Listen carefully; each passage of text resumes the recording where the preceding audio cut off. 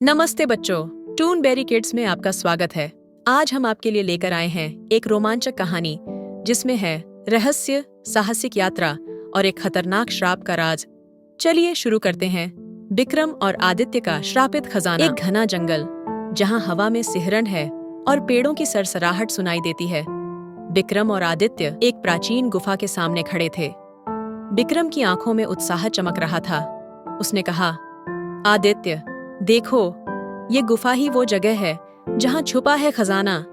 लेकिन आदित्य की आवाज में हल्की चिंता थी। विक्रम, मुझे कुछ अजीब सा महसूस हो रहा है। लगता है कि ये जगह अभिशप्त है।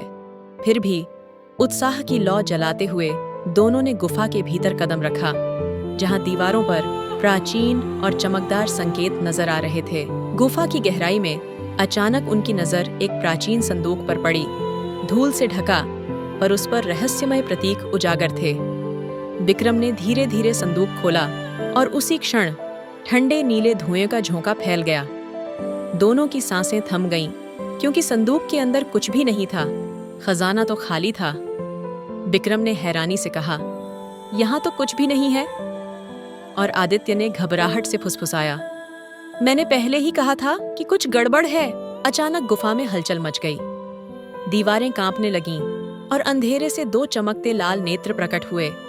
एक गूंजती, डरावनी आवाज ने पूरे स्थान को भर दिया, तुमने मेरे संदूक को खोला और अब तुम्हें मेरा श्राप भुगतना पड़ेगा।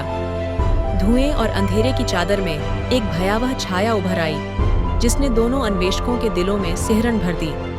विक्रम और आदित्य ने घबराकर भागने का फैसला किया, लेकिन भागते भागते उन्होंने महसूस किया कि यह श्राप अब उनके पीछे पड़ गया है। दोनों तेजी से गुफा से बाहर निकलने लगे। उनके कदम थमते नहीं थे, पर जैसे ही वे गुफा के मुख से बाहर आए, एक अनहोनी हुई। विक्रम के हाथ पर एक अजीब चमकदार निशान उभर आया। आदित्य ने भयभीत होकर कहा, विक्रम, यह निशान क्या है? उस क्षण दोनों को एहसास हुआ कि श्राप का सिलसिला अभी शुरू हुआ है और कहानी यहीं रुकती नहीं। ये तो बस एक नई शुरुआत थी। आगे क्या होगा, यही रहस्य बने रहेगा। To be continued.